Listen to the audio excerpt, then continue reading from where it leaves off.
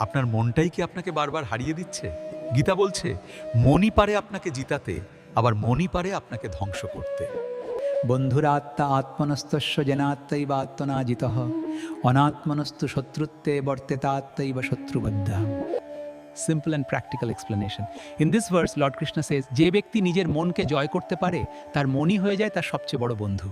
কিন্তু যে ব্যক্তি নিজের মনকে নিয়ন্ত্রণ করতে পারে না, তার নিজের মনই হয়ে ওঠে তার সবচেয়ে ভয়ঙ্কর শত্রু। মন যদি নিয়ন্ত্রণে থাকে তাহলে লক্ষ্য স্পষ্ট হয়, ধৈর্য বাড়ে আর জীবন এগিয়ে যায়।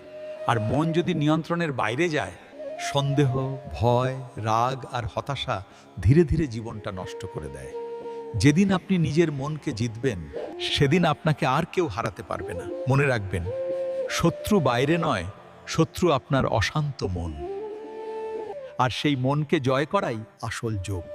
এমন গীতা জীবনবাণী প্রতিদিন পেতে এই ফেসবুক পেজটি এখনই ফলো করুন এবং ভিডিওটি শেয়ার করুন, যাতে আওয়ে মানুষ নিজের মনকে বন্ধু বানাতে পারে।